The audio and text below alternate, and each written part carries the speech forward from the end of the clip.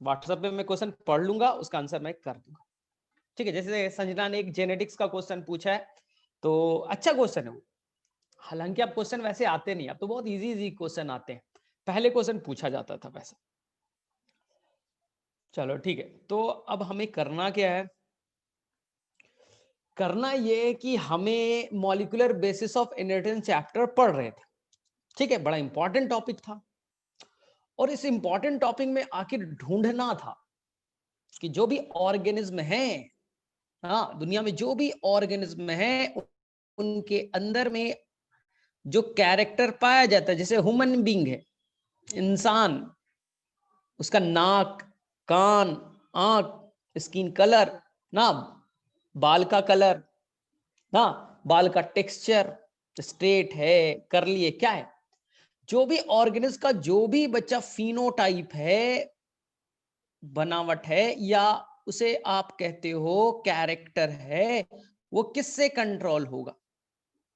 Scientist तो जानने की कोशिश करेंगे ना, कि मेंडल ने आया बोला ठीक है कि जो भी ऑर्गेनिज्म है उनका जो फिनोटाइप है उसे कंट्रोल करने के लिए फैक्टर होता है, फैक्टर होता है। तो लोगों ने पूछा फैक्टर है क्या भाई, बताओ। तुम बोलते हो बार बार हर चीज को कंट्रोल करने के लिए फैक्टर होता है, और फैक्टर पेयर में पाया जाता है। बोले अच्छी बात है, बताइए है क्या फैक्टर। तो मेंडल ने बोला कि मुझे नहीं मालूम, बस ये एक हाइपोथेटिकल है, ऐसा मुझे लगता है कि हमारे अंदर में कोई फैक्टर है जो हमारे कैरेक्टर को कंट्रोल करता है। तो लोगों ने पूछा बताइए भाई क्या है फैक्टर, किस केमिकल का बना है, कुछ बताइएगा। तो मेंडल ने बोला कि मैंने देखा ही नहीं, मैंने देखा ही नहीं, मैं कैसे बता दूं, बस मुझे मालूम है कुछ। तो बाद में बच्चा लोग 1901 या 2, मुझे करेक्ट करना, ठीक है, 1901 या 2 में एक क्रोमोसोमल बेसिस ऑफ थ्योरी आया। ठीक है, आपके एनसीईआरटी में है, और इस साल के पेपर में भी क्वेश्चन था। एक साइंटिस्ट है, जिनका दो साइंटिस्ट थे, Sutton and Boveri, Sutton and Boveri. उन्होंने बोला देखो भाई साहब, जो मेंडल बार बार ये फैक्टर वैक्टर जो बोलता है ना, वो एक्चुअली में कहाँ है मुझे मालूम है। मेंडल बार बार बोलता है हर कैरेक्टर को कंट्रोल करने के लिए फैक्टर चाहिए। अरे भाई फैक्टर है किस केमिकल का, बताओ तो पहले। तो सुटेन एंड बोवेरी ने एक थ्योरी प्रपोज किया, क्रोमोसोमल बेसिस ऑफ इनहेरिटेंस। हाँ, theory of chromosomal basis of inheritance, देखो नाम में लिखे थ्योरी। उन्होंने थ्योरी के फॉर्म में बताया कि देखो भैया, ये जो आपका क्रोमोसोम है, एक आपने पापा से लिया है पैटर्नल, और एक मम्मी से लिया है। क्रोमोसोम तो पेयर में होते हैं, क्रोमोसोम तो पेयर में होते हैं। बोले हाँ, एक पापा एक मम्मी से लिया है। इसी क्रोमोसोम पे, इसी क्रोमोसोम पे आपके फैक्टर्स पाए जाते हैं, जिसे आप जीन कहते हो।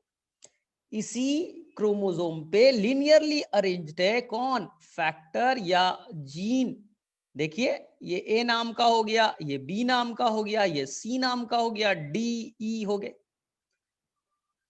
ठीक है, और ये अकेले नहीं है, ये पेयर के फॉर्म में, देख लीजिए, ये पेयर के फॉर्म में, हर फैक्टर पेयर के फॉर्म में। मेंडल भी बोलता था ना, देखो मैंने तो बता भी दिया कि जिस तरह से क्रोमोसोम पेयर के फॉर्म में होते, जिस तरह से क्रोमोसोम पेयर के फॉर्म में होते हैं, तो ये फैक्टर और जीन भी पेयर के फॉर्म में होता है।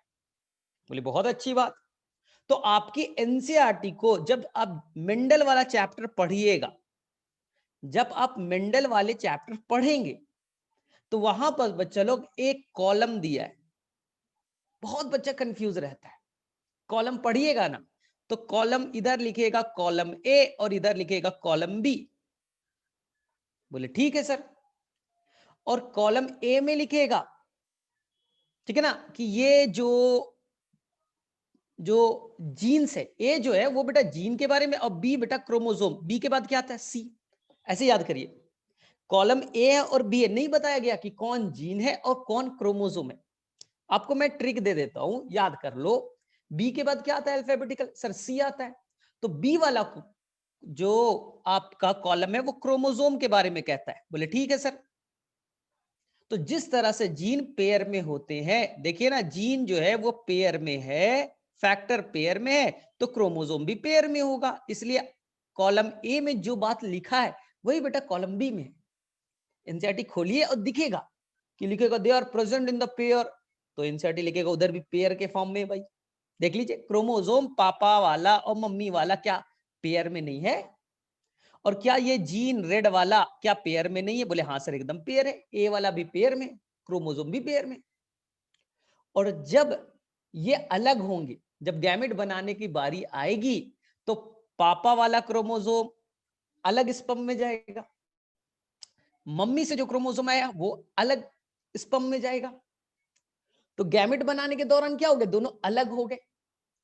मेरे पास में 23 पेयर क्रोमोसोम था, 46 थे। हर क्रोमोसोम पेयर में है ना। जब मैं स्पर्म बनाऊंगा तो उस स्पर्म में या तो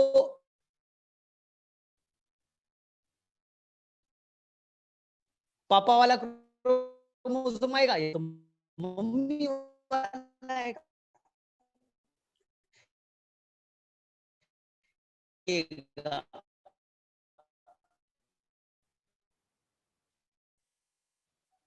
1 मिनट, थोड़ा सा आवाज लैग करेगा तो देखिए हम ईच अदर।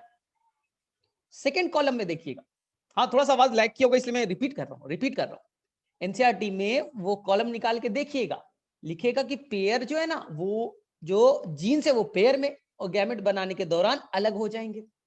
इसी तरह से जो क्रोमोसोम भी है वो भी पेयर में और गैमेट बनाने के दौरान अलग हो जाएंगे। तो दोनों में स्टेटमेंट बेटा एकदम सेम दिखेगा।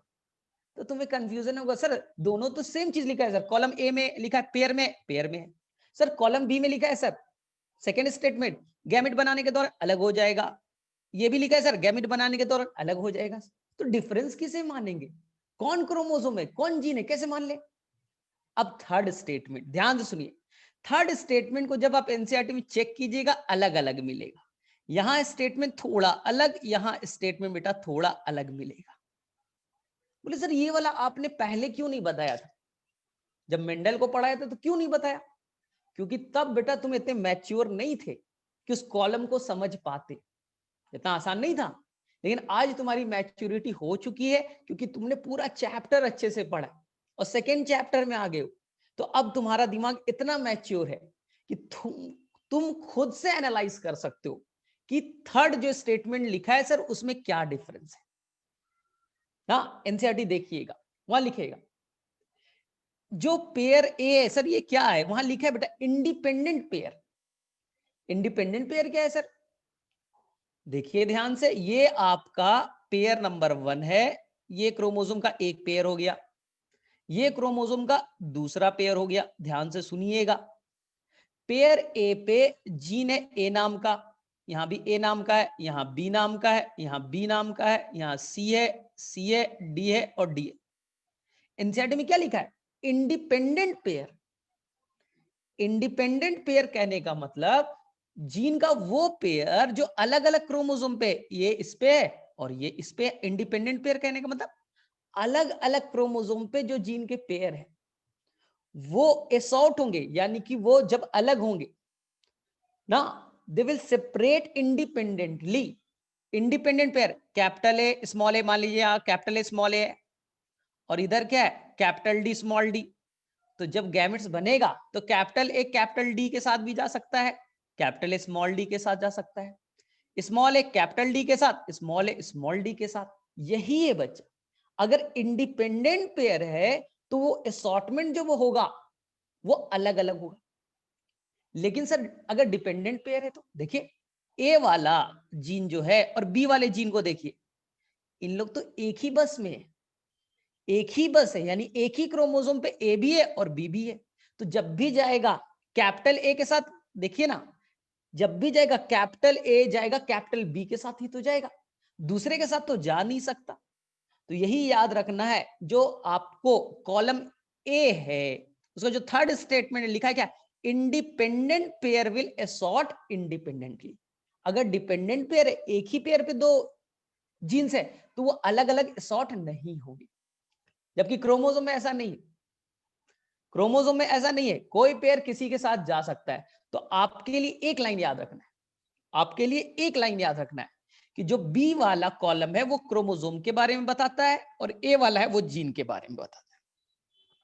और नीट के एग्जाम में, बोर्ड के एग्जाम में पूछा जाएगा कॉलम ए क्या कहता है, किसके बारे में बात करता है, कॉलम बी किसके बारे में बात करता है। तो आपको क्लैरिटी होनी चाहिए।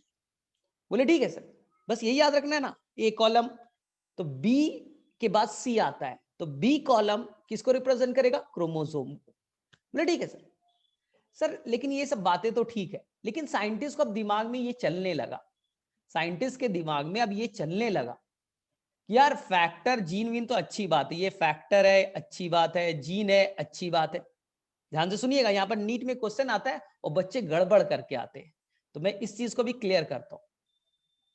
मेंडल क्या बोलता था, हर काम करने के लिए फैक्टर चाहिए, हर फिनोटाइप कैरेक्टर को कंट्रोल करने के लिए फैक्टर चाहिए। फैक्टर कहां मौजूद है, तो बोलेंगे ये क्रोमोसोम पे मौजूद है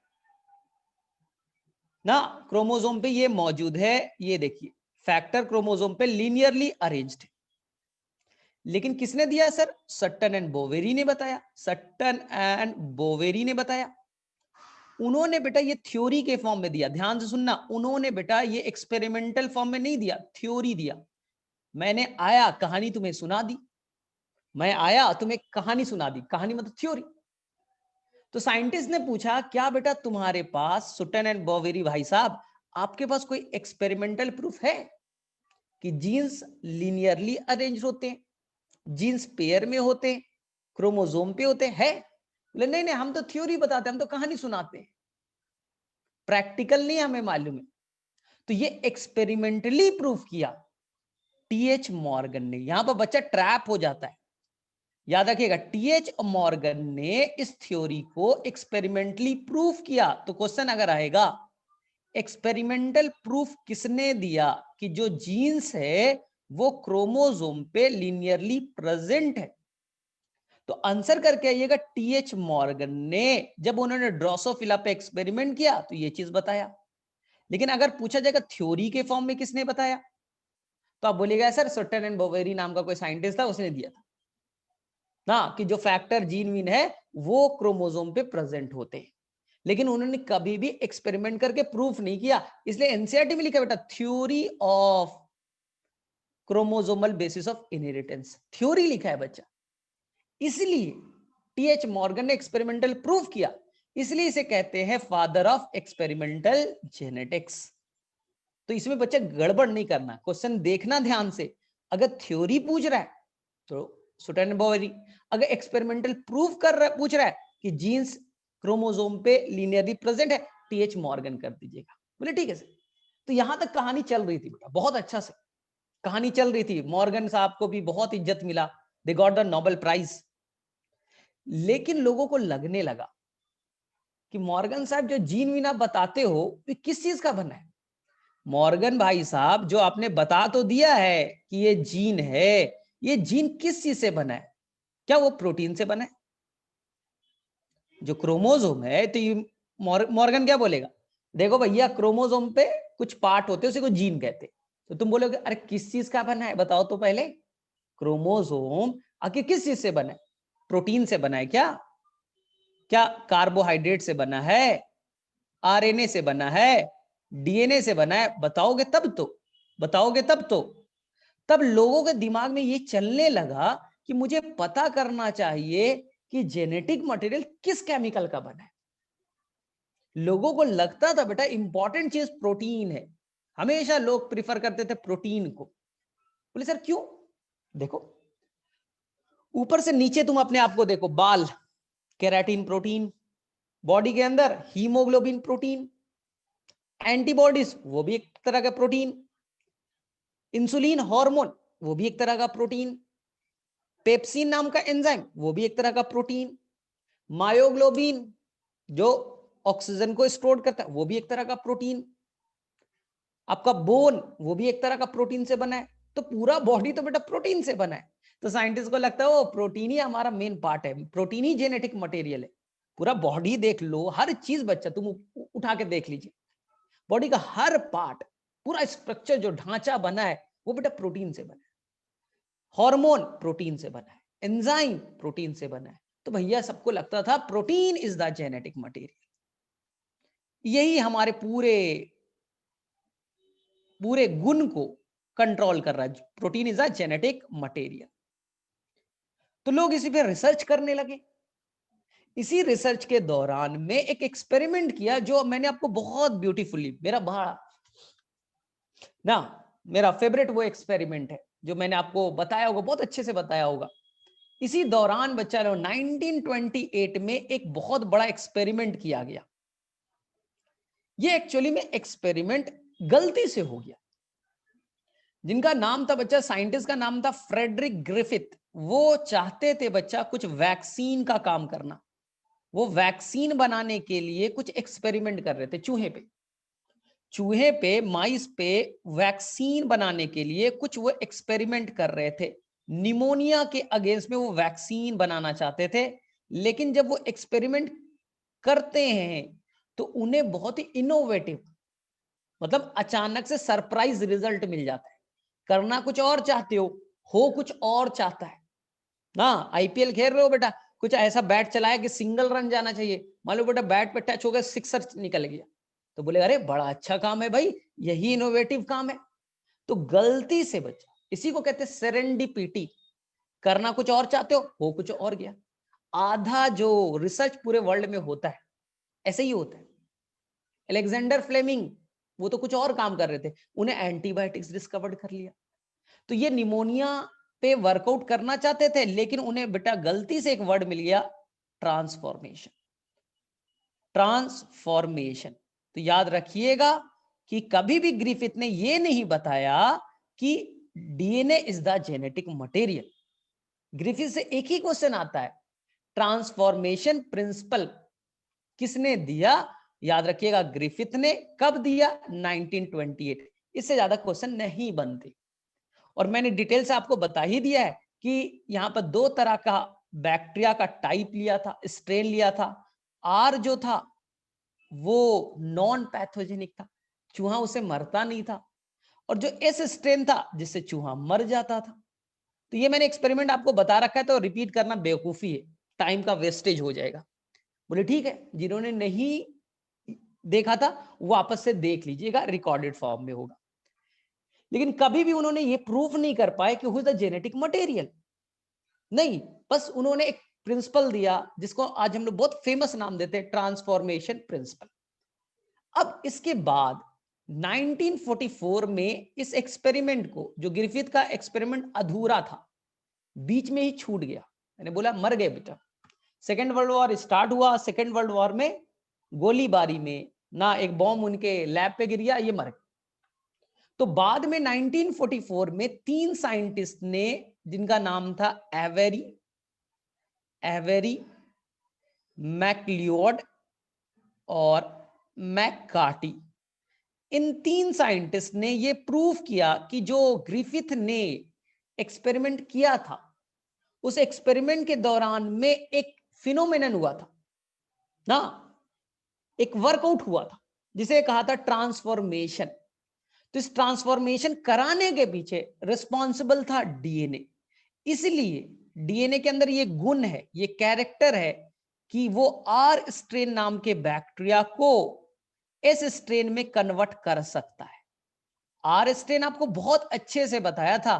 ये देखिए आर स्ट्रेन नाम का बैक्टीरिया है, ये एस स्ट्रेन नाम का बैक्टीरिया है। इस स्ट्रेन में एक एक्स्ट्रा कवरिंग होता है जिसे हम लोग कहते हैं पॉलीसैकेराइड। हाँ, पॉलीसैकेराइड या कैप्सूल आप कह सकते हैं, एनसीईआरटी पॉलीसैकेराइड वर्ड यूज करेगी ना। ये देखिए, ये नीला वाला एक बाहर में एक कवरिंग होता है, सेल वॉल के बाहर में एक पॉलीसैकेराइड का कवरिंग होता है। सर क्यों हो गया? आर में तो नहीं है, इसमें कैसे आ गया सर? क्योंकि आर स्ट्रेन में कुछ डीएनए इंटर कर गए, आर स्ट्रेन में कुछ केमिकल डीएनए इंटर कर गए, और डीएनए के इंटर करने से आर स्ट्रेन वाले ने एक नया कवरिंग बना लिया पॉलीसैकेराइड का, और वो एस स्ट्रेन में कन्वर्ट हो गया। किस में कन्वर्ट हो गया? एस स्ट्रेन में। इसी के लिए रिस्पॉन्सिबल कौन है? डीएनए रिस्पॉन्सिबल है। तो उन्होंने बोला DNA is the genetic material. याद रखिएगा, DNA is the genetic material पहली बार किसने बोला? जेनेटिक मटेरियल आपका आंसर होगा 3 scientist, 3 scientist, Avery, MacLeod and McCarty, खत्म। लेकिन लोगों ने इसे एक्सेप्ट नहीं किया। तुम बोलो मैं एक्सेप्ट ही नहीं करूंगा। जैसे अभी यूएस में क्या हो रहा है, यूएस में जो ट्रम्प है वो हार गया इलेक्शन, लेकिन एक्सेप्ट ही नहीं कर रहा है, नहीं मैं हार ही नहीं सकता हूं, मैं हार ही नहीं सकता हूं, मैं रिजाइन नहीं करूंगा। तो इसी तरह से एवरी, मैक्लोएड और मैकार्टी ने ये प्रूव किया कि डीएनए में वो ताकत है कि वो ट्रांसफॉर्म कर सकता है, नया कैरेक्टर डेवलप कर सकता है।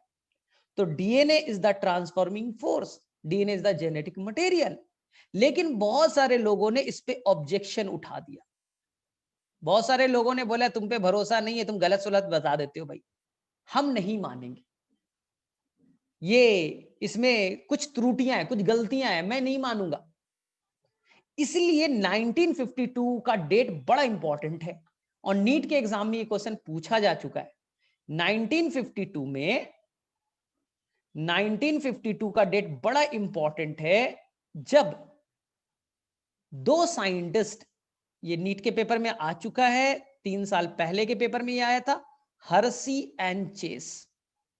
हर्सी एंड चेस 2 साइंटिस्ट ने ये प्रूफ किया कि DNA is the genetic material, this is the final proof. NCERT का वर्ड है बच्चा, एनसीईआरटी का वर्ड है अनइक्विवोकल प्रूफ, अनइक्विवोकल प्रूफ। आप गूगल पे जाइए और हिंदी में इसका मीनिंग देख लीजिए।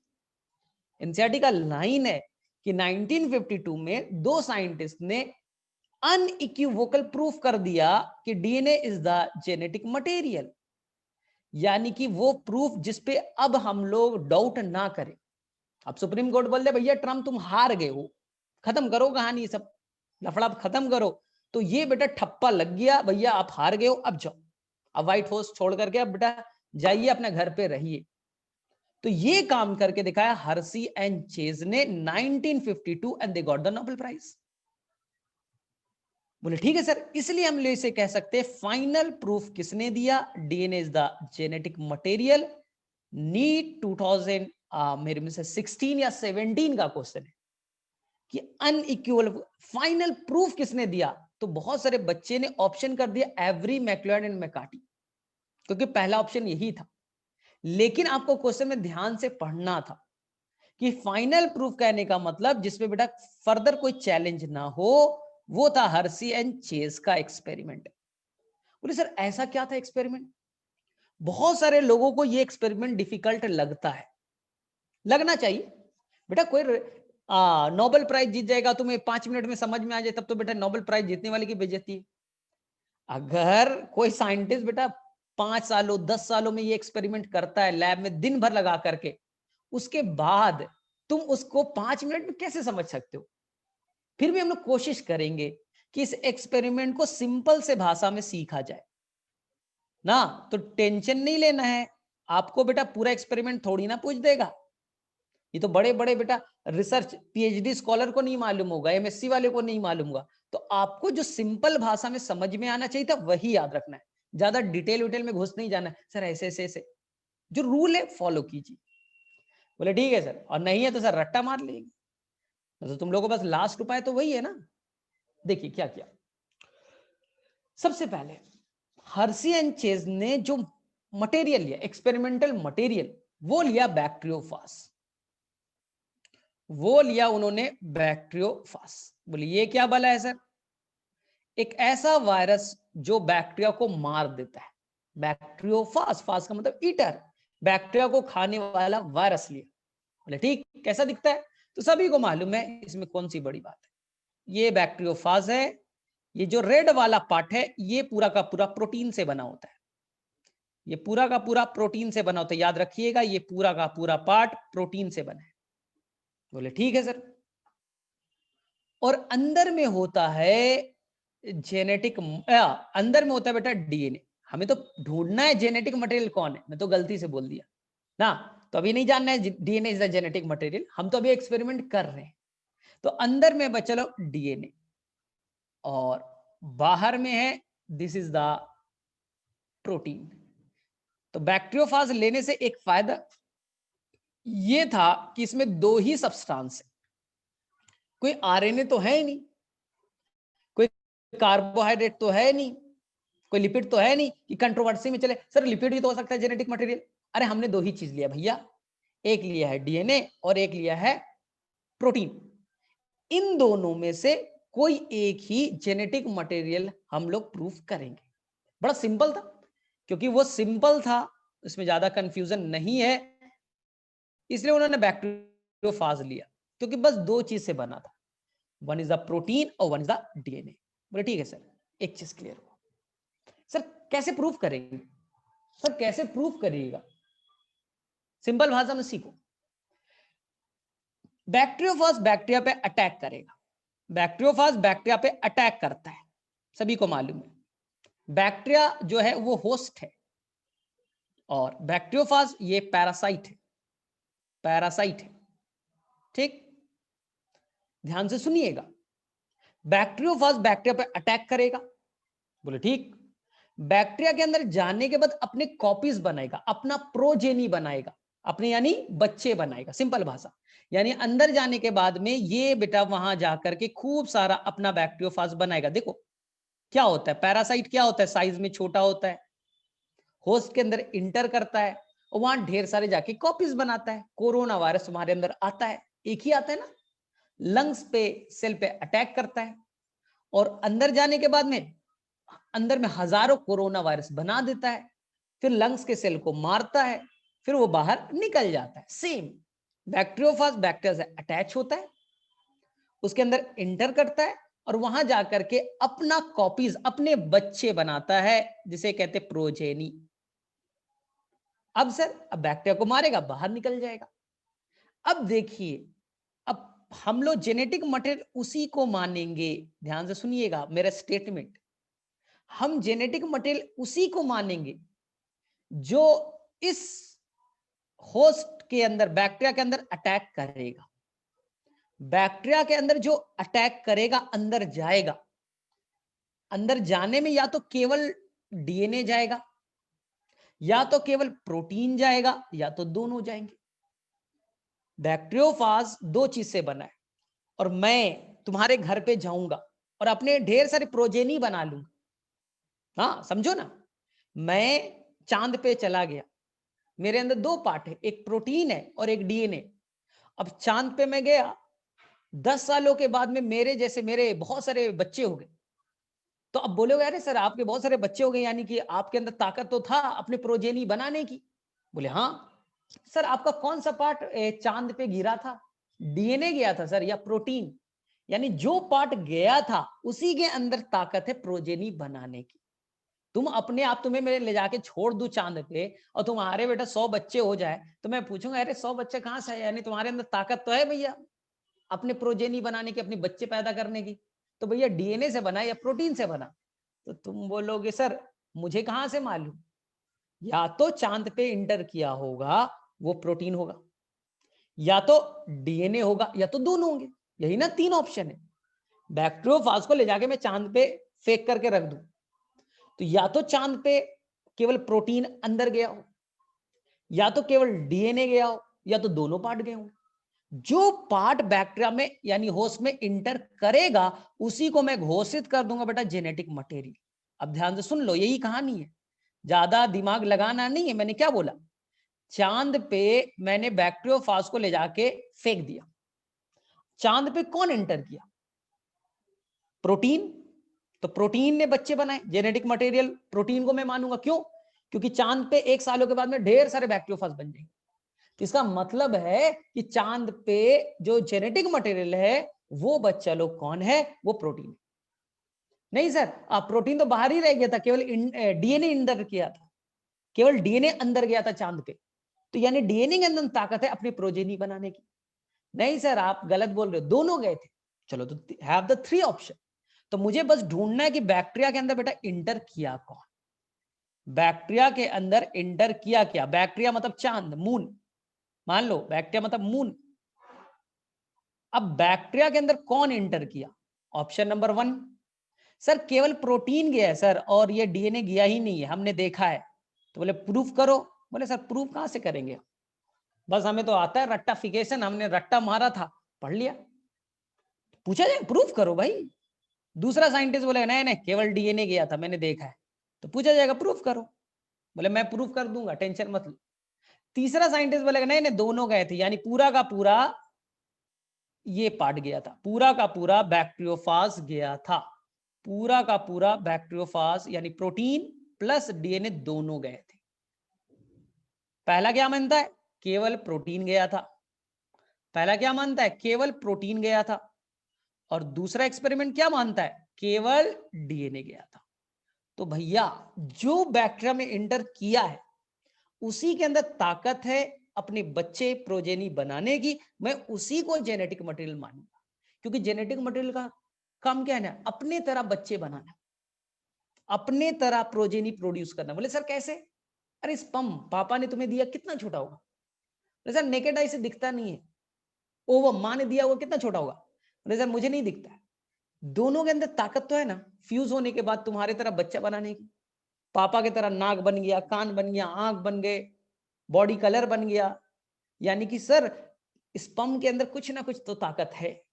अब वो कौन सा ताकत है वो तुमको मालूम है बेटा, तब ना तुम रहे सर वो डीएनए है। लेकिन 1952 में किसी को नहीं मालूम था।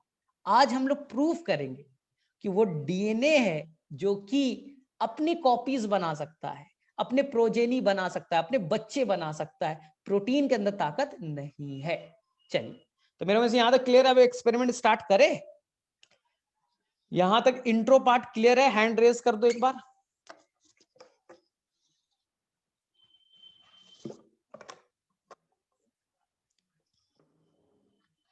ये एक्सपेरिमेंट ना अच्छे को हालत खराब कर देता है, जबकि तुम लॉजिकल थोड़ा कहानी के फॉर्म में चलोगे ना तो मजा आएगा। नहीं तो मैं बताओ ना टीचर को नहीं आता, ये कुछ भी पढ़ा देंगे, रट्टा मार लो हो गया। याद रखना अगर तुम्हें स्कूल में पढ़ने का मौका मिला तो यही बोला जाएगा ठीक है ऐसे दिया है यही लिख देना एग्जाम में। अरे भाई क्यों लिखें, रीजन तो बताओ।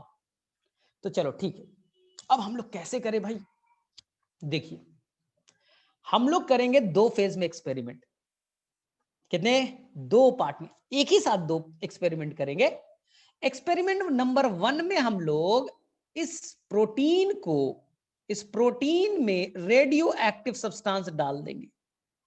ध्यान से सुनो बच्चा लोग, एक्सपेरिमेंट नंबर 1 में ये जो कैप्सीड है, जो कैप्सीड बाहर की कवरिंग को कैप्सीड ही कहते हैं, जो प्रोटीन से बना है, जो रेड वाला पार्ट, और ये क्या है ये डीएनए। तो एक्सपेरिमेंट नंबर 1 में हम लोग जानबूझ करके इसका जो प्रोटीन है आर फॉर रेड जो प्रोटीन है उसके अंदर में रेडियो एक्टिव सब्सटेंस डाल देंगे। बोले सर कौन सा चीज डाल दीजिएगा? तो हम लोग जो प्रोटीन है उस प्रोटीन के अंदर होगा सल्फर। बोले सर प्रोटीन में सल्फर पाया जाता है? तो आंसर होगा पता नहीं। ये आपके क्लास 11th के एनसीईआरटी में गिवन है कि प्रोटीन एमाइनो एसिड से बने, और कुछ ऐसे एमाइनो एसिड है जैसे कि सिस्टीन और मिथियोनिन जो कि सल्फर कंटेनिंग है।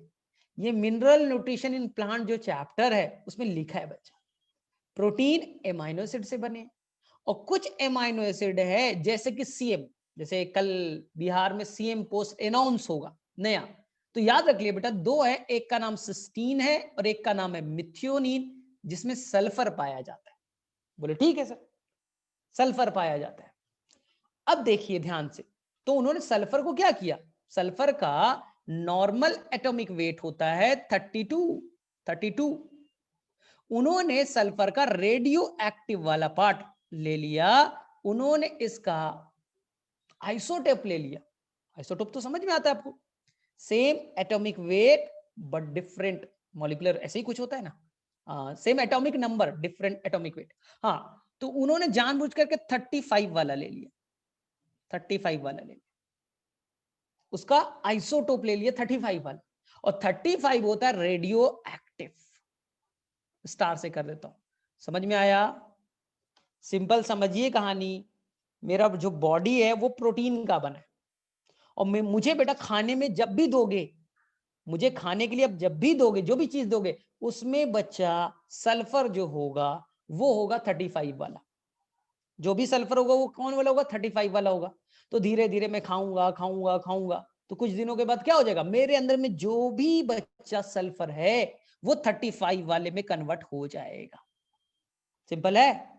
तो मैंने बैक्टीरियोफाज को बैक्टीरिया में अटैक कराया, तो अब बैक्टीरिया के अंदर जितने भी सल्फर है वो 35 वाले, तो कुछ दिनों के अंदर, कुछ दिनों के बाद धीरे धीरे धीरे धीरे क्या हो जाएगा, जितने भी सल्फर होंगे ना वो 35 में कन्वर्ट हो जाएंगे। डीएनए से छेड़छाड़ नहीं करना है। डीएनए बेटा ये व्हाइट वाला नॉर्मल है, इसके अंदर जो फास्फोरस है वो नॉर्मल एटॉमिक वेट वाला है 31। डीएनए नॉन रेडियो एक्टिव, और प्रोटीन को मैंने कर दिया रेडियो एक्टिव, रेडियो लेबल कर दिया, रेडियो एक्टिव हो गया। बोले ठीक, एक्सपेरिमेंट 1 क्लियर। एक्सपेरिमेंट 2 को उल्टा करो, उल्टा। चांद पे जाना है ना, बोले हाँ, तो पहले मैं अपने कपड़े को पूरी तरह से रेडियो लेबल कर दूंगा, ठीक है ना। तो पहले एक्सपेरिमेंट में पूरा का पूरा बाहर का कवरिंग रेडियो लेबल और अंदर वाला डीएनए नॉन रेडियो एक्टिव। इस बार उल्टा करते, बाहर वाला पार्ट यानी पूरा का पूरा प्रोटीन नॉर्मल है, पूरा का पूरा प्रोटीन नॉर्मल है, और अंदर में इस बार जो डीएनए है वो रेडियो लेबल्ड है। जहां भी रेड होगा मान लीजिए बेटा वो पार्ट रेडियो लेबल्ड है। पहले में रेड प्रोटीन है वो रेडियो लेबल्ड, दूसरे में डीएनए है, तो यहां डीएनए को देखिए ये रेडियो लेबल्ड है। बोले सर कैसे, इस डीएनए के अंदर जो भी फास्फोरस होगा, फास्फोरस का एटॉमिक वेट 31 होता है, मैंने उसका आइसोटोप ले लिया 32 वाला, और 32 वाला जो होता है वो रेडियो लेबल्ड होता है। तो मैंने यहां पर डीएनए को रेडियो लेबल कर दिया, कैसे, उसमें जो फास्फोरस होता है उसे मैंने 32 वाले डाल दी, और 32 रेडियो लेबल्ड होता है। पहले वाले में जो प्रोटीन लिया वो बच्चा मैंने सल्फर लिया, वो S35 वाला लिया, वो रेडियो लेबल्ड होगा।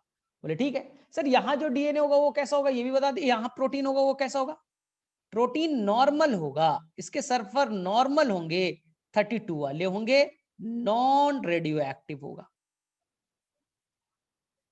क्लियर है। तो अब देखिए ध्यान से, कोई गड़बड़ नहीं करना है, एकदम सिंपल, मैं वापस से कर दे रहा हूं, समझ में आ जाएगा, टेंशन मत लीजिए। यानी भैया हमें एक्सपेरिमेंट स्टार्ट करना है, तो एक्सपेरिमेंट स्टार्ट करना है तो पहले 2 पार्ट्स में तोड़ दीजिए, आराम से, टेंशन नहीं लीजिए, 2 बार बताएंगे। एक्सपेरिमेंट 1 में क्या करना है, हमें जो प्रोटीन है वो रेडियो एक्टिव रखना है, रेड है तो रेडियो एक्टिव हो गया, और जो डीएनए है वो नॉर्मल रखना है। ठीक। सेकेंड एक्सपेरिमेंट उल्टा कीजिए, जो प्रोटीन है बाहर का कवरिंग ये बच्चा नॉर्मल है, नॉन रेडियो एक्टिव, और जो डीएनए है वो रेडियो एक्टिव है। ठीक, क्लियर है, इसमें कोई दिक्कत नहीं। पहले एक्सपेरिमेंट में रेडियो एक्टिव कौन है समझ में आ रहा है, जो रेड कलर का, और दूसरे वाले में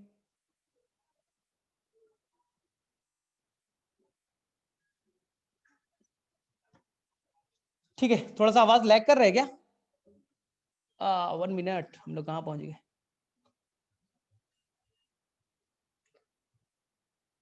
एक मिनट, हम लोग कहां पहुंच गए भाई, हाँ ठीक है, ठीक है, आवाज आ रहा है, चलो ठीक है ठीक है ठीक है, चलो एक मिनट, तो मेरे में से एक्सपेरिमेंट स्टार्ट करते हैं।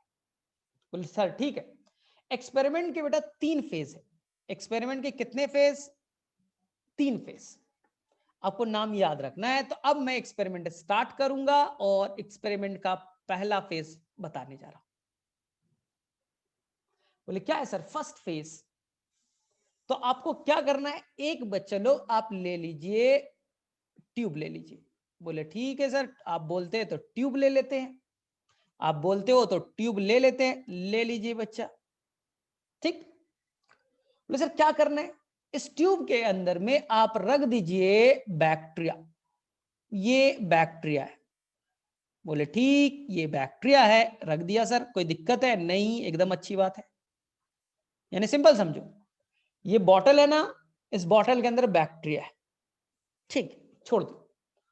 अब फर्स्ट जो स्टेप है इसका नाम है इन्फेक्शन। फर्स्ट जो स्टेप है उसका नाम है इन्फेक्शन। नाम में लिखा है जो बैक्टीरियोफाज है वो बैक्टीरिया पे अटैक करेगा। जो बैक्टीरियोफाज है वो बैक्टीरिया पे अटैक करेगा।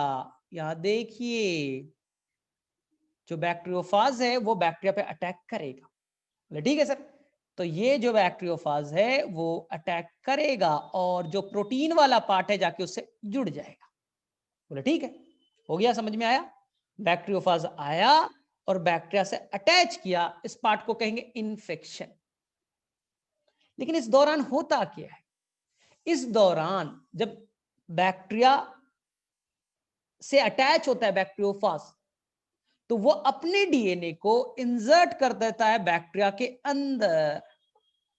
वो अपने डीएनए को बैक्टीरिया के अंदर इंसर्ट कर देता है। सर आपको दिखा क्या? नहीं दिखा बच्चा। अगर दिख जाता तो मैं एक्सपेरिमेंट क्यों करता?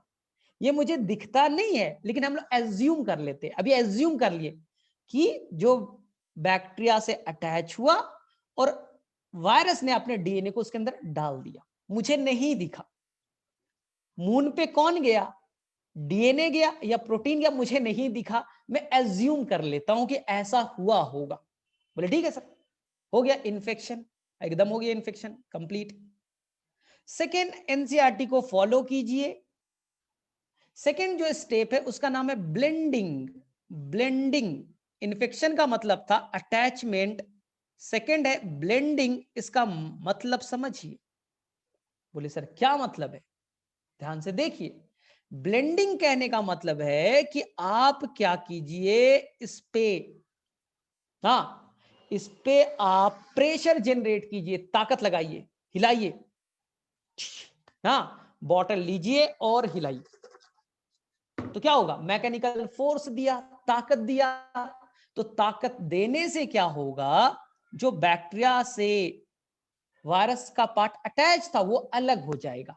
यानी कहने का मतलब है कि बैक्टीरिया अलग हो गया क्योंकि आपने मैकेनिकल फोर्स दिया, आपने बेटा तेजी से उसे हिलाया, जर्क दिया, तो बैक्टीरिया अलग हो गया और वायरस का जो पार्ट था, प्रोटीन वाला पार्ट था, वो अलग हो गए, वो अलग हो गया। देख लीजिए, वो पार्ट अलग हो गए, वो पार्ट अलग हो गया। अंदर में क्या इंटर कर चुका है सर? अंदर में तो डीएनए जा चुके हैं। अंदर में क्या इंटर कर चुका है? डीएनए जा चुके हैं। ब्लेंडिंग, ब्लेंडिंग का मतलब है कि आप मैकेनिकल ना फोर्स अप्लाई कीजिए जिससे दोनों अलग हो जाए। तो पहले इन्फेक्शन में अटैचमेंट, इन्फेक्शन में क्या हुआ? आपने अटैच कराया, अटैचमेंट। इन्फेक्शन को हम लोग क्या कहेंगे? अटैचमेंट। सेकंड क्या किया? डी अटैचमेंट, अलग करना, एक दूसरे को अलग करना, अलग हो गए। सर अब क्या करेंगे? ध्यान से सुनिए। अब क्या किया? Third step, centrifugation. बोले ये क्या बला है सर? सेंट्रीफ्यूगेशन। बोले ये समझ में नहीं आया? अरे मैं बताऊंगा तब तो समझ में आएगा। क्या करना है सर? जो आपने ये बॉटल लिया, ठीक है, उसे क्या कीजिए, अब बहुत तेजी से रोटेट कीजिए, हाँ, स्पिन कीजिए, बहुत तेजी से घुमाइए, बहुत रोटेशन पर मिनट, बहुत तेज मशीन में डाल दीजिए, सेंट्रीफ्यूगेशन मशीन, और बहुत तेजी से घुमाइए। तो बायो में आपको एक चीज मालूम होना चाहिए, सेंट्री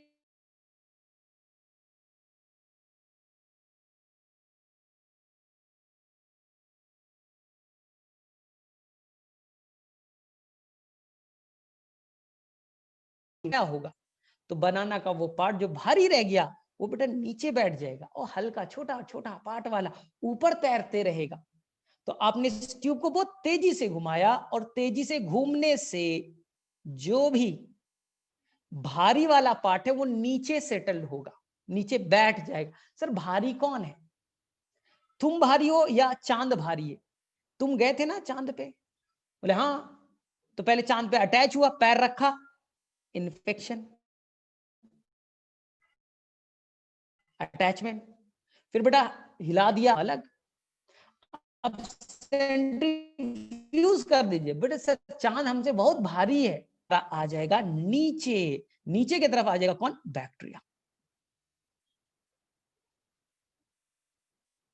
ठीक है, नीचे की तरफ कौन आ जाएगा? बैक्टीरिया आ जाएगा। सिंपल समझिए ना, आप चांद पे गए, चांद पे पैर रखा ना, और आपका बटुआ यानी पर्स चांद पे गिर गया, बोले ठीक है, ये हुआ इन्फेक्शन। सेकेंड स्टेप, आप जर्क दीजिए, हिलाइए, चांद अलग, आप अलग, आपका पर्स बटुआ चांद के अंदर गिर गया, बोले थर्ड से स्टेप, दोनों को घुमाइए, तो चांद भारी है, नीचे आ जाएगा, और नीचे आ जाएगा तो नीचे में जो सेटल्ड हुआ, नीचे में जो सेटल्ड हो गया, इसे हम लोग कहते हैं पेलेट, भारी वाला पार्ट पेलेट। तो नीचे में जो सेटल्ड हुआ उसका नाम हो गया पेलेट। और ऊपर में जो पार्ट रह गया, ऊपर में जो पार्ट रह गया उसे कहते हैं सुपरनेटेंट, SUP, शॉर्ट फॉर्म में SUP लिख देता हूं, हल्का वाला पार्ट सुपरनेटेंट। ध्यान से सुनिएगा, चांद को और आप दोनों को बेटा मैंने बहुत तेजी से घुमाया, तो चांद भारी था, नीचे आया, तुम हल्के थे, ऊपर रह गए, तुम सुपरनेटेंट में रह गए। अब चेक करना है, अब चेक करना है कि बैक्टीरिया के अंदर इंटर कौन किया। तो ध्यान से सुनिएगा, मैंने सेकेंड एक्सपेरिमेंट से स्टार्ट करता हूं। सेकेंड एक्सपेरिमेंट में क्या, रेडियो एक्टिव कौन था? DNA था, यानी आपका बटुआ, आपका पर्स रेडियो एक्टिव था। आप चांद पे जैसे ही अटैच किए, इन्फेक्शन, बटुआ कहां गिर गया? चांद पे। अब दोनों को अलग कीजिए, मून अलग घुमाइए, बेटा। अब चेक करें कि बेटा एक्टिविटी कहां डिटेक्ट होती है। आप लगा दीजिए, प्लेट लगा दीजिए, तो आपने रेडियो एक्टिविटी को डिटेक्ट किया। तो यहां दिखता है सेकेंड एक्सपेरिमेंट में रेडियो एक्टिविटी पेलेट में दिखता है। रेडियो एक्टिविटी कहां दिख रहा है? पेलेट में। इसका क्या मतलब है? एक्सपेरिमेंट, पहले वाले एक्सपेरिमेंट में रेडियो एक्टिविटी कहां दिखती है? दो एक्सपेरिमेंट किया ना, तो मैंने एक्सपेरिमेंट नंबर 2 से स्टार्ट किया, रेडियो एक्टिविटी कहां दिखेगी? तो सेकेंड एक्सपेरिमेंट में मैंने क्या बोला, जो रेडियो एक्टिविटी है वो पेलेट में दिखती है। इसका मतलब है कि जो डीएनए आप जो डीएनए है वो इंटर कर चुका है कहां? बैक्टीरिया के अंदर। रेडियो एक्टिविटी पेलेट में दिखती है। और पहले वाले एक्सपेरिमेंट में जो रेडियो एक्टिविटी दिखती है वो दिखती है सुपरनेटेंट में। पहले वाले में दिखती है कहां? रेडियो एक्टिविटी सुपरनेटेंट में। इसका मतलब है इंटर कौन किया? अब सोचिए, इंटर कौन किया? अगर प्रोटीन इंटर करता, सोचिए, मैंने एकदम सिंपल सा तो कहानी बताया आपको। आप पर्स लीजिए, पर्स के अंदर में रेडियो एक्टिव सब्सटेंस डाल दीजिए। एक्सपेरिमेंट नंबर 2, एक बार आपके बॉडी में मैंने रेडियो एक्टिव सब्सटेंस डाल दिया, आपको जो पर्स है उसमें कोई रेडियो एक्टिव सब्सटेंस नहीं। दो एक्सपेरिमेंट करना है, आपको ले जाके मून पे छोड़ा। फर्स्ट स्टेप, मून पे लैंड कीजिए, पैर को अटैच कीजिए मून पे। प्रोसेस का नाम इन्फेक्शन। इस दौरान आपका जो पर्स है वो मून पे गिर जाएगा। ठीक है, सेकेंड एक्सपेरिमेंट। अब डी अटैचमेंट कीजिए, ब्लेंडिंग कीजिए, यानी आप अलग हो जाइएगा, मून अलग हो जाएगा। It is called part 2 blending. अब आप सेंट्रीफ्यूगेशन कराइए, बहुत तेजी से घुमाइए, तो मून भारी है, नीचे बैठ जाएगा, और आप हल्के हो, मून के कंपैरिजन में आप हल्के हो, ऊपर तैरते रहिएगा। अब पता करना है कि बेटा मून के अंदर इंटर कौन किया था? आप किए थे या बटुआ किया था? आपका पर्स अंदर गया था? बोले सर कैसे पता करेंगे? तो मैंने एक्सपेरिमेंट नंबर 2 में आपके पर्स को रेडियो एक्टिव किया था, सेंट्रीफ्यूगेशन हुआ, नीचे में भारी पार्ट बैठेगा और ऊपर में हल्का पार्ट बैठा। नीचे में भारी पार्ट यानी बैक्टीरिया बैठ गया, और मैं देखता हूं एक्सपेरिमेंट नंबर 2 में रेडियो एक्टिविटी नीचे पेलेट में दिखती है, ऊपर में कोई रेडियो एक्टिविटी नहीं दिखता। और जब मैं एक्सपेरिमेंट 1 देखता हूं जिसमें मैंने बॉडी को रेडियो एक्टिव कर दिया था, तो यहां पर जब मैं एक्सपेरिमेंट देखता हूं तो नीचे में कोई रेडियो एक्टिविटी नहीं दिखती, मुझे रेडियो एक्टिविटी दिखती है ऊपर सुपरनेटेंट में। तो इससे क्या प्रूफ होता है, अंदर कौन गया? तो पहले वाले एक्सपेरिमेंट में मैंने आपको रेडियो लेबल किया था बॉडी को, और आपके पर्स को नहीं किया था। पर्स तो आपका मून के अंदर जा चुका है। अगर प्रोटीन इंटर करता,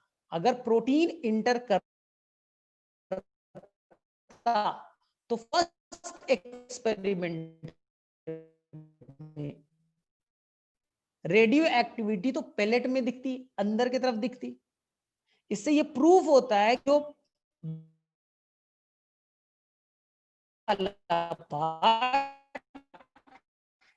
डीएनए है, और यही डीएनए जा करके अपना किसी को इश्यू है, मैसेज करो, मैसेज क्लियर है या मैं वापस से समझा दूं? क्योंकि हाँ, 1-2 बार इंटरनेट का इश्यू हो रहा है।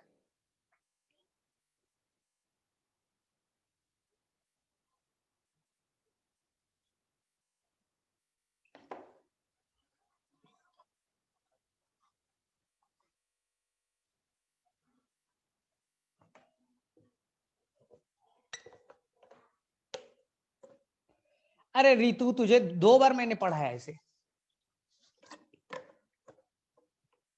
1 मिनट, चलो वापस से बता देता हूं। यहां देखो ध्यान से, चलो 2 मिनट का तो एक्सपेरिमेंट है, बताने में क्या जा रहा है। यहां देखो, दिमाग को खोलो। पहले मैंने क्या बोला बेटा, कोई नोबेल प्राइज जीता है तो थोड़ा बेटा दिमाग खोलो, बंद दिमाग से समझ में नहीं आएगा। ठीक है, अब देखो ध्यान से, तुम्हें पता करना है कि बैक्टीरिया के अंदर गया कौन है, बस यही तुम्हारा काम है, दूसरा कोई काम नहीं। तो तुमने बैक्टीरियोफाज लिया, पहले वाले में आपने बैक्टीरियोफाज का जो प्रोटीन है उसे रेडियो एक्टिव कर दिया। आया समझ में? सर कैसे किया? तो जो इसका प्रोटीन है, इसमें जो आपने सल्फर डाला है वो डाल दिया है 35 वाला, 35 रेडियो एक्टिव हो गया। जो डीएनए वो नॉर्मल है, डीएनए नॉर्मल है, दिस इज द डीएनए। ठीक, सेकेंड एक्सपेरिमेंट उल्टा करो, प्रोटीन नॉर्मल है, नो रेडियो एक्टिव सब्सटेंस, अंदर में जो डीएनए है वो रेडियो एक्टिव है। अरे रेड मतलब रेडियो एक्टिव, इतना सोचो ना। बोला ठीक हो गया। अब इसे क्या करो, तुम अटैक करो बैक्टीरिया पे, ये बैक्टीरियोफाज है। इसे तुम एक ट्यूब लो, ट्यूब के अंदर में बैक्टीरिया रख दो। एनसीईआरटी ने 2 बैक्टीरिया रखा है, मेरे पास जगह कम है, मैंने एक ही बैक्टीरिया रखा, तो टेंशन नहीं लेना है। बोले ठीक है सर। यहां देखिए अब क्या हुआ, ये बैक्टीरिया है, ये बैक्टीरिया है, बैक्टीरिया पे कौन आके बैठेगा? तो आंसर सर बैक्टीरियोफाज। ठीक है, बैक्टीरियोफाज आके बैठ गया। इस दौरान वो क्या करेगा, अपने डीएनए को इंसर्ट कर देगा बैक्टीरिया के अंदर। क्लियर? इसी को कहा इन्फेक्शन। चलो इधर देखिए, बैक्टीरियोफाज का प्रोटीन पार्ट आया, आराम से यहां बैठ गया। क्या करेगा, वो पंच करेगा, स्प्रिंग के तरह होता है बैक्टीरियोफाज का नीचे वाला पार्ट, स्प्रिंग दबेगा और ये डीएनए जो है वो बैक्टीरिया के अंदर इंटर कर जाएगा। बैक्टीरिया के अंदर इंटर कौन किया? डीएनए इंटर किया। बोले सर आपने देखा है क्या? बोले नहीं देखा है, मैं एक्सपेरिमेंट के जब लास्ट में जाऊंगा तो ये मैं प्रूफ कर दूंगा कि डीएनए ही इंटर किया है, प्रोटीन इंटर नहीं किया है। बोले ठीक, कैसे? तो पहला स्टेप आपने सीख लिया इन्फेक्शन। इन्फेक्शन का मतलब हो गया अटैचमेंट। चलिए अब सेकंड पढ़ते हैं। सेकंड में क्या करना है, डी अटैचमेंट, दोनों को अलग कर दीजिए। सर कैसे? Second blending. ब्लेंडिंग करने का मतलब बहुत तेजी से आप मैकेनिकल फोर्स दीजिए, ताकत दीजिए, जिससे दोनों अलग हो जाए। तो ये आपका ट्यूब, और बहुत तेजी से जब आप हिलाएंगे तो बैक्टीरिया जो है वो अलग हो जाएगा, और जो प्रोटीन वाला कवरिंग है वो अलग हो जाएगा। बोले ठीक। डीएनए अंदर तो है ही। सर कैसे मालूम? मैं प्रूफ कर दूंगा। यही तो प्रूफ करना है। यहां देखिए, यहां क्या है, ये बैक्टीरियोफाज है, ये बैक्टीरिया, बैक्टीरियोफाज आके बैठा था, मैंने अब ताकत दे करके दोनों को अलग कर दिया, तो ये जो बैक्टीरियोफाज का प्रोटीन वाला पार्ट था वो अलग हो गया। लेकिन डीएनए तो अंदर जा चुका है ना, इन्फेक्शन के दौरान डीएनए अंदर चला गया, हो गया क्या, ब्लेंडिंग। तीसरा स्टेप, शायद तीसरे में ही प्रॉब्लम था ना, चलो देखो ध्यान से, ध्यान से सुनना तीसरे स्टेप को। तीसरे स्टेप में हमने किया सेंट्रीफ्यूगेशन। सेंट्रीफ्यूगेशन, सेंट्रीफ्यूगेशन में क्या करते, बहुत तेजी से घुमाते हैं। बहुत तेजी से घुमाएंगे तो जो भारी वाला पार्ट है वो नीचे बैठ जाएगा। ग्रेविटी का नाम सुने ना, जो भारी होता है ग्रेविटी के तरफ वो अट्रैक्ट होगा, जितना भारी उतना नीचे जाएगा। तो हमने सेंट्रीफ्यूगेशन किया, सेंट्रीफ्यूगेशन में क्या होगा, जो भारी होगा, तो भारी कौन है, बैक्टीरिया है सर। भारी कौन है, बैक्टीरिया है। बैक्टीरिया के अंदर क्या इंटर किया है सर, डीएनए इंटर किया है। सर कैसे, प्रूफ करने दो मुझे। तो नीचे के तरफ, नीचे के तरफ जो येलो वाले के नीचे जो पार्ट आपने बनाया है, ये पार्ट, ये पेलेट कहलाएगा। जो आपने येलो वाले से नीचे बनाया है ये पेलेट कहलाएगा, पेलेट। बोले ठीक, पेलेट।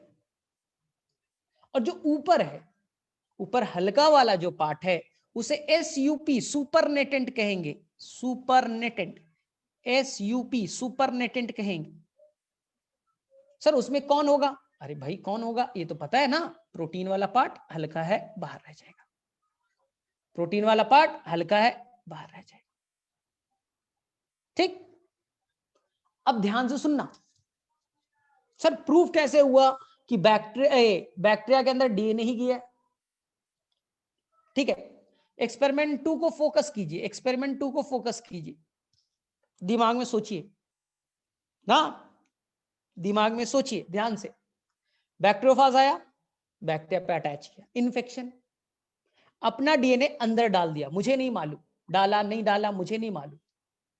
ठीक है, सेकेंड, आपने दोनों को अलग कर दिया, बैक्टीरियोफाज का जो पार्ट था और बैक्टीरिया का पार्ट था अलग हो गया। तीसरा सेंट्रीफ्यूगेशन, भारी नीचे और हल्का वाला पार्ट, बैक्टीरियोफाज वाला पार्ट ऊपर हो गया। अब आप रेडियो एक्टिविटी को देखिए, रेडियो एक्टिविटी क्या करता है, रेज इमिट करता है। तो आप वापस एक पेपर लगा दीजिए और देखिए पेपर में नीचे की तरफ में रेडियो एक्टिव सब्सटेंस दिखा, रेज नीचे की तरफ से दिख रहा है या ऊपर। तो आपको पता चला कि रेडियो एक्टिविटी वो नीचे की तरफ से आ रहा है, पेलेट की तरफ से आ रहा है। पेलेट की तरफ से क्यों आया भाई, पेलेट की तरफ से क्यों आया, इसका मतलब है अंदर में कोई सब्सटेंस तो है जो बैक्टीरिया के अंदर जा चुका है। रेडियो एक्टिव किसे किया था, डीएनए को, यानी कि बैक्टीरिया के अंदर डीएनए है और डीएनए के अंदर रेडियो एक्टिव सब्सटेंस है, तभी तो वो रेडियो एक्टिव हो गया वो बैक्टीरिया, और वो रेज इमिट कर रहा है। तो बोले सर प्रोटीन नहीं गया, ये कैसे आप प्रूफ कीजिएगा। चलो फर्स्ट वाले एक्सपेरिमेंट को फोकस कीजिए। अगर प्रोटीन भी इंटर करता, प्रोटीन भी इंटर करता, रेडियो एक्टिव था प्रोटीन, तो जब आपने सेंट्रीफ्यूज किया, अगर मान लो प्रोटीन भी इंटर करता, बैक्टीरियोफाज यानी पूरा का पूरा प्रोटीन इंटर कर जाता, तो सोचिए ना, पहले वाले एक्सपेरिमेंट में प्रोटीन आया और प्रोटीन इंटर कर जाता, प्रोटीन इंटर कर जाता, तो बैक्टीरिया के अंदर में क्या होते, प्रोटीन आ गया, रेडियो एक्टिव था, तो पेलेट में फिर से रेडियो एक्टिव दिखता ना। लेकिन इस बार बैक्टीरिया के अंदर, पेलेट के अंदर रेडियो एक्टिविटी नहीं दिख रहा है। इसका मतलब है प्रोटीन इंटर नहीं किया है, प्रोटीन बाहर ही रह गया, तभी तो बाहर की तरफ वो सुपरनेटेंट में रेडियो एक्टिविटी डिटेक्ट होता है। इसका मतलब है कि प्रोटीन अंदर नहीं गया। अगर प्रोटीन अंदर जाता, सोचिए प्रोटीन आया, वो भी अंदर चला जाता, तो हमने क्या किया, सेंट्रीफ्यूगेशन। तो बैक्टीरिया के अंदर कौन आ चुका है, प्रोटीन। तो प्रोटीन अगर अंदर आ गया, तो जब हम लोग पेलेट देखते तो पेलेट के अंदर में क्या होता है, बैक्टीरिया, और बैक्टीरिया के अंदर क्या होता है, प्रोटीन, और प्रोटीन रेडियो एक्टिव था, तो पेलेट में रेडियो एक्टिविटी दिखता नहीं, दिखा।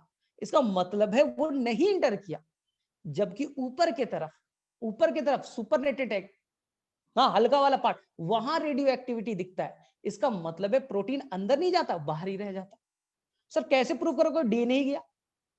एक्सपेरिमेंट नंबर 2 से डीएनए आया, अंदर चला गया, अंदर चला गया, बैक्टीरिया के अंदर बैठ गया, सेंट्रीफ्यूज किया, बैक्टीरिया भारी नीचे, और रेडियो एक्टिविटी बैक्टीरिया में ही दिख रहा है। इसका मतलब है डीएनए अंदर जा चुका है। तो इसे प्रूफ तो हो गया कि केवल और केवल डीएनए ही अंदर जाता है, प्रोटीन अंदर नहीं इंटर करेगा। चलो अब बताओ मैसेज में जाओ और मुझे मैसेज में बताओ अब कितना परसेंट समझ में आया। 100, 90, 0, 30, 40 कुछ तो। अब जाओ फटाफट अब मुझे बताइए, दिमाग में थोड़ा सा सोचते तो बन जाता। अब बताओ परसेंटेज में बताइए कितना समझ में आया। एकदम दिमाग में इमेजिन करो ना, अगर तुमने प्रोटीन अंदर जाता तो प्रोटीन बैक्टीरिया में घुस जाता, तो पेलेट में बैक्टीरिया नीचे बैठ जाता, तो मुझे रेडियो एक्टिविटी पेलेट के अंदर दिखती, लेकिन नहीं दिखी। इसका मतलब है कि प्रोटीन अंदर नहीं गया है। चलो फटाफट फटाफट सभी बच्चे, तभी तो मुझे पता चलेगा कि मुझे और स्लो करना है, फास्ट करना है, और डीप में जाना है, कितना करना है।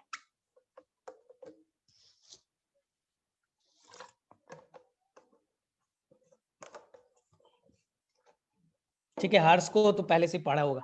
रजिया मैंने एकदम क्लियरिटी के साथ बताया, तुम अपने दिमाग में सोच लो। और बेटा ये किसका एक्सपेरिमेंट है, कोई नोबेल प्राइज जीता है, तो तुम्हें अगर मैंने बोला ना 5 मिनट में समझ में आ जाए तो ये थोड़ा मुश्किल है। तो वापस से आप देखिएगा एक बार लेक्चर को, तब क्लियरिटी आपके दिमाग में बनेगी। ठीक है, कर लोगे, कोई गड़बड़ नहीं करोगे। ठीक है, बस दिमाग को बेटा कूल दिमाग से अपने आप सोचो ना। मैं जब पढ़ाता हूं तो बेटा मेरे दिमाग में एक इमेज बना हुआ है, ऐसे हुआ ऐसे हुआ ऐसे हुआ, तब वो क्लियरिटी बनती है।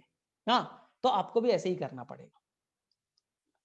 ठीक है, मैं एक कोशिश करता हूं कि कोई आपको एक ये दिखाने की 1 मिनट।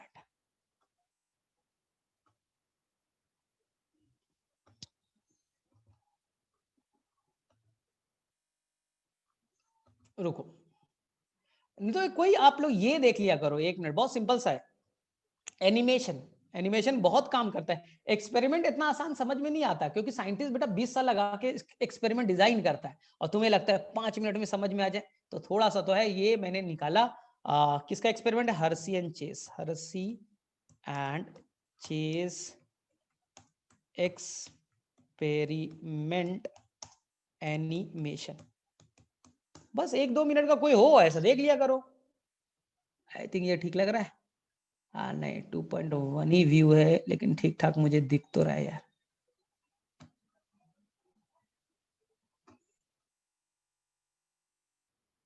रुको रुको, साउंड साउंड साउंड साउंड।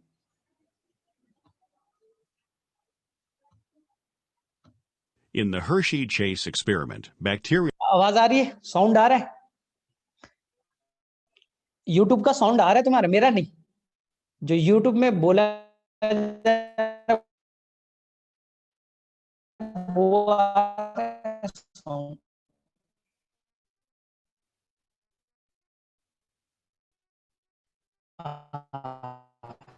चलो ठीक, देखता हूँ कैसे एक्सपेरिमेंट उन्होंने बनाया। in the Hershey-Chase experiment, when phage infect bacteria, they attach to the surface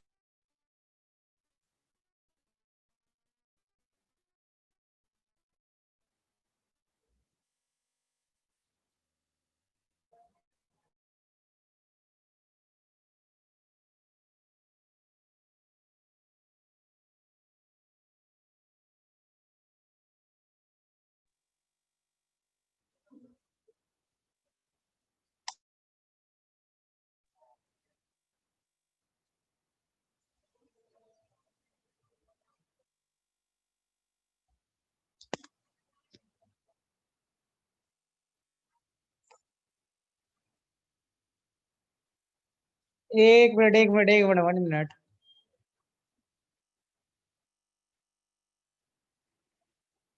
एक मिनट, ऐसा करता हूँ ना, या तो यहाँ पर देख लो या मैं तुम्हें लिंक भेज देता हूँ तुम्हारे व्हाट्सएप ग्रुप पे। तो मेरे में से वहां से ज्यादा बेटर रहेगा, पता नहीं इंटरनेट का इशू चल रहा है।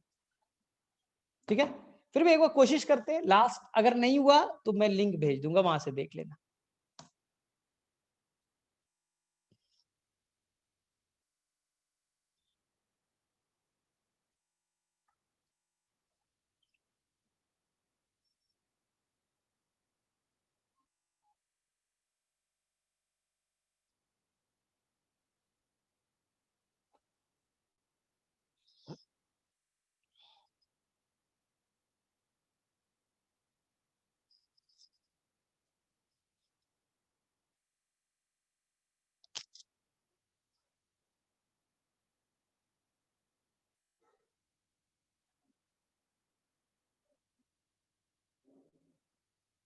Attached to the bacterial cell and injected their DNA, but the radioactively labeled protein coat remained on the outside of the cell. The phage produced in these cells contained no radioactivity. Vigorous shaking caused the empty protein coats to be removed, but did not interfere with production of new phage in the cell. In the second part of the experiment, phage were produced in a medium containing P32 labeled deoxyribonucleotides. This resulted in a phage population with P32 labeled DNA, but no radioactive label in the protein. मैं send कर देता हूँ ये तुम। When the phage infected the bacteria, the P32 labeled DNA entered the cell and could be found in phage subsequently produced in the infected bacteria. This demonstrated that the DNA, but not the protein, carries the genetic information for a new generation of phage.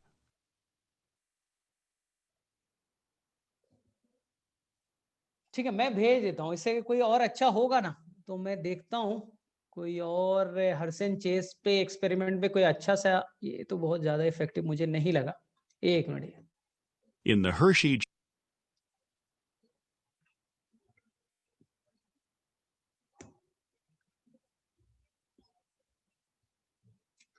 चलो, मैं ऐसे भी तुम देख सकते हो, आसान सा है, कोई दिक्कत नहीं।